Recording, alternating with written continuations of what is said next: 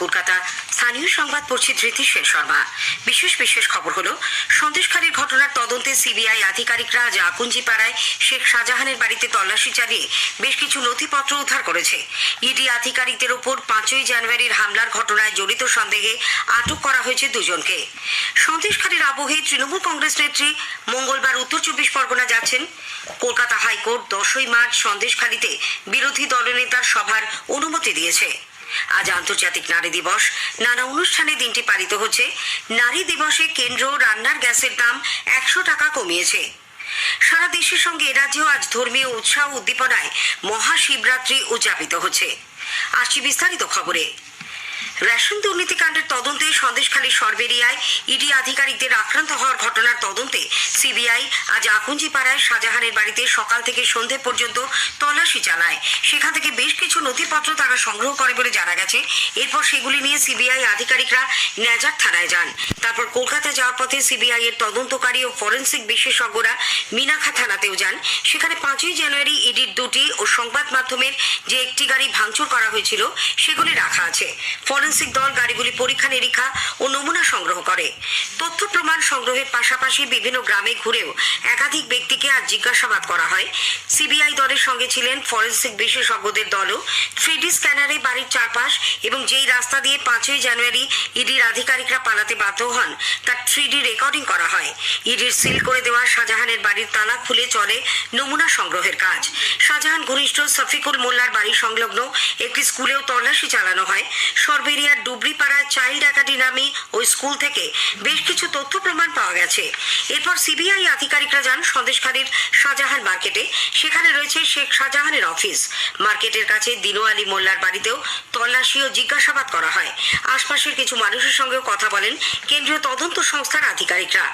এদিকে ইডি আধিকারিকদের উপর 5ই জানুয়ারির হামলার ঘটনায় জড়িত সন্দেহে দুজনকে আজ আটক করেছে সিবিআই আধিকারিকরা।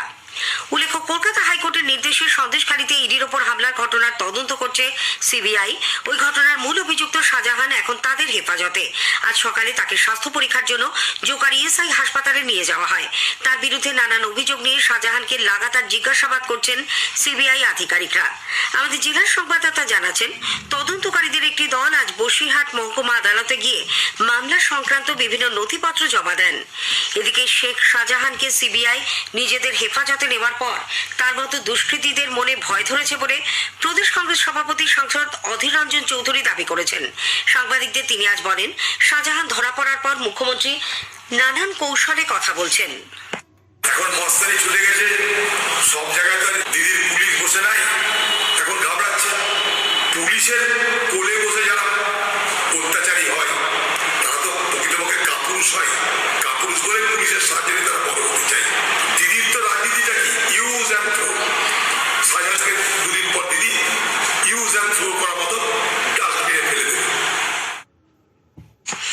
সন্দেশখালীর আবহে তৃণমূল কংগ্রেস নেত্রী মুখ্যমন্ত্রী মমতা ব্যানার্জি উত্তর 24 পরগনা জেলায় যাচ্ছেন।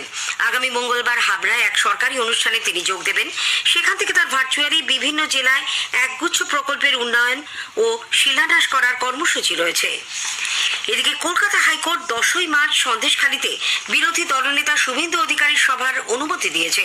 পুলিশের অনুমতি না পেয়ে ওই দিন সভা করতে চেয়ে আদালতের দ্বারস্থ হয়েছিলেন শুভেন্দু।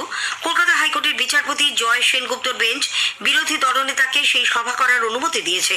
তবে আদালত জানিয়েছে, উস্কানিমূলক কোনো মন্তব্য থেকে তাকে বিরত থাকতে হবে। ন্যাজাটের দক্ষিণ আকরাতলায় সকাল 10টা থেকে বিকেল 5টা পর্যন্ত ওই সভার আয়োজন করা যেতে পারে বলে বিচারপতি জানিয়েছেন।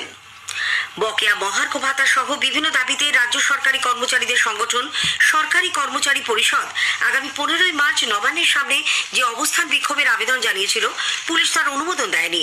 প্রশাসনিক সূত্রে জানা গেছে, এর প্রেক্ষিতে তারা কলকাতা হাইকোর্টের দ্বারস্থ হবে। রাজ্য সরকার রাজ্য পুলিশের গাড়ির চালকদের পদোন্নতির সঙ্গে তাদের বেতন বৃদ্ধির সিদ্ধান্ত নিয়েছে।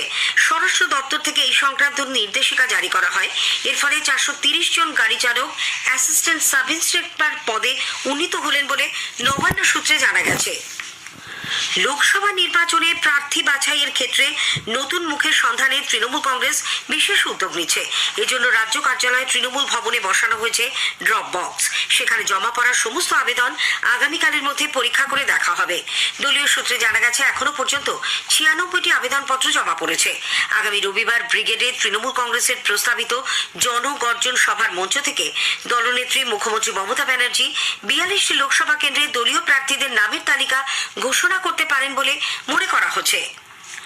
জনসাধারণকে তাদের লোকসভা কেন্দ্রের বিশদ তথ্য এবং সেই এলাকায় চালু থাকা বিভিন্ন কেন্দ্রীয় সরকারি প্রকল্প ও উন্নয়ন সম্পর্কে অবহিত করতে আকাশবাণী কলকাতার সংবাদ বিভাগ শুরু করেছে বিশেষ অনুষ্ঠান ভারত বিকাশ ডায়েরি।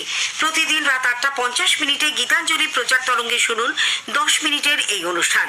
আমাদের সোশ্যাল মিডিয়াতেও অনুষ্ঠানটি সরাসরি শোনা যাচ্ছে। আজকের প্রতিবেদনে থাকছে কৃষ্ণনগর ও দমদম লোকসভা কেন্দ্র। প্রথমবারের ভোটদাতা চাপড়া মহাবিদ্যালয়ের ছাত্রী সোনিয়া বিশ্বাস জানালেন, এই বছর আমার প্রথম ভোট। আমি কাউরের দ্বারা প্রভাবিত হব না। আমি নির্ভয়ে ভোট দেব। মেরা পেহলা ভোট দেশ কে লিয়ে। স্থানীয় সংবাদ শুনছেন আকাশবাণী কলকাতা কেন্দ্র থেকে। এখন বিজ্ঞাপন, পরে রয়েছে বাকি খবর। বাহ, এই আংটিটা খুব সুন্দর, আমার স্ত্রীর খুব পছন্দও হবে। হ্যাঁ স্যার, আপনার পছন্দটা খুব ভালো আর ডিজাইনটাও একেবারে নতুন। ডিজাইনটা নতুন, কিন্তু সোনাটা খাঁটি কিনা তার প্রমাণ কোথায় পাবো? একজন সচেতন গ্রাহক হয়ে উঠুন। আজই ডাউনলোড করুন BIS কেয়ার অ্যাপ। সোনা কেনার আগে BIS কেয়ার অ্যাপে HUID কোড অবশ্যই যাচাই করে নিন।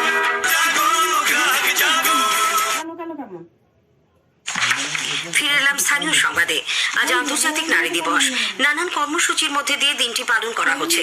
মুখ্যমন্ত্রী মমতা ব্যানার্জি রাজ্যবাসীকে নারী দিবসের শুভেচ্ছা জানিয়েছেন। দক্ষিণ 24 পরগনার বাসন্তী শিবগঞ্জে চম্পা মহিলা সোসাইটি ও বাসন্তী মহিলা কোঅপারেটিভ ক্রেডিট সোসাইটির যৌথ উদ্যোগে আজ পালিত হয় আন্তর্জাতিক নারী দিবস। এর অঙ্গ হিসেবে ছিল 500 জন মাকে নিয়ে মিছিল, তাদের স্বাস্থ্য পরীক্ষা, স্বনির্ভরতা ও ক্ষমতায়নের লক্ষ্যে আলোচনা এবং সাংস্কৃতিক অনুষ্ঠান। জীবন সংগ্রামে সফল সুন্দরবনের 15 জন গ্রামীণ মহিলাকে সম্বর্ধনা দেওয়া হয়। আন্তর্জাতিক নারী দিবসে আজ কেন্দ্র রান্নার গ্যাসের দাম এক ধাক্কায় 100 টাকা কমিয়েছে। প্রধানমন্ত্রী নরেন্দ্র মোদী এক্স হ্যান্ডেলে এই সিদ্ধান্ত ঘোষণা করে বলেন, এর ফলে কোটি কোটি পরিবারের আর্থিক বোঝা কিছুটা কমবে, উপকৃত হবে নারী শক্তি। উল্লেখ্য, গতকালই কেন্দ্রীয় মন্ত্রিসভা প্রধানমন্ত্রী উজ্জ্বলা যোজনায় দরিদ্র পরিবারগুলিকে 300 টাকা করে ভর্তুকি 2025-এর 31 মার্চ পর্যন্ত দিয়ে দেওয়ার প্রস্তাব অনুমোদন করে। এদিকে বিরোধীরা ভোটের আগে গ্যাসের দাম কমানোর সিদ্ধান্তের সমালোচনা করেছে। তৃণমূল কংগ্রেস নেতা শান্তনু সেন বলেছেন, নির্বাচনের দিকে তাকিয়ে এই সিদ্ধান্ত। নির্বাচনী গিমিক মানুষ আগে বহু দেখেছে। তারা দেখেছে উত্তরপ্রদেশের নির্বাচনের আগে কিভাবে 2 মাস পেট্রোল ডিজেলের দাম বাড়েনি, তারপর নির্বাচন হওয়ার পর ফলাফল ঘোষণার আগে তারা দাম বাড়িয়ে দিয়েছে। সুতরাং এবারও ভারতবর্ষের মানুষ জানে এই সস্তার গিমিক তারা 100 টাকা কমিয়েছে, নির্বাচন হবে, ফলাফল ঘোষণার আগেই দেখবেন 200 টাকা দাম বাড়িয়ে দিয়েছে। প্রদেশ কংগ্রেস সভাপতি সাংসদ অধীর রঞ্জন চৌধুরী বলেছেন, বিশ্ববাজারে তেলের দাম অনেক আগেই কমেছে, কিন্তু তখনও গ্যাসের দাম কমানো হয়নি। এখন ভোটের দিকে তাকিয়ে মূল্য হ্রাসের এই সিদ্ধান্ত। CPIM কেন্দ্রীয় কমিটির সদস্য সুজন চক্রবর্তীও বলেছেন, লোকসভা ভোটের দিকে তাকিয়ে গ্যাসের দাম কমানো হলো। অন্যদিকে বিজেপি নেতা শ্রমিক ভট্টাচার্য গ্যাসের দাম কমানোর জন্য প্রধানমন্ত্রী নরেন্দ্র মোদীকে ধন্যবাদ জানিয়েছেন। এ রাজ্যেও মমতা ব্যানার্জি সরকার গ্যাসের দামের ওপর সেস আরো কমাবে বলে তিনি আশা প্রকাশ করেন। যে কোনো পেট্রোলিয়াম পণ্যের মূল্য বাজার নিয়ন্ত্রণ করে।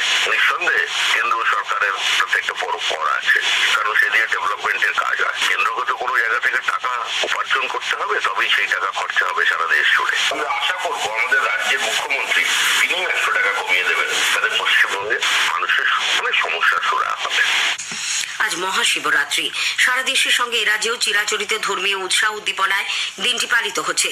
শৈব তীর্থ এবং শিব মন্দিরগুলিকে সুন্দরভাবে সাজানো হয়েছে।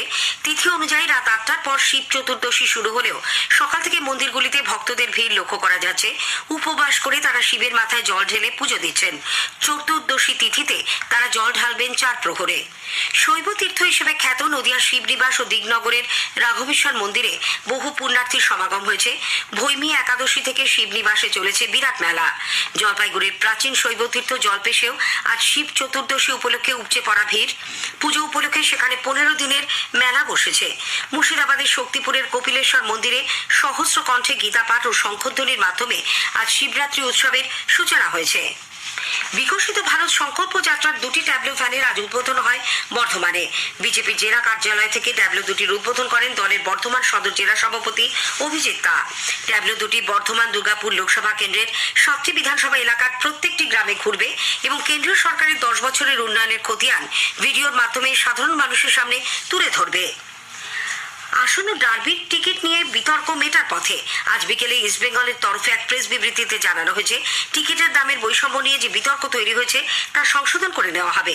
ক্রীড়ামন্ত্রী অরূপ বিশ্বাসের হস্তক্ষেপেই এই সিদ্ধান্ত বলে জানা গেছে। স্থানীয় সংবাদ শেষ হলো।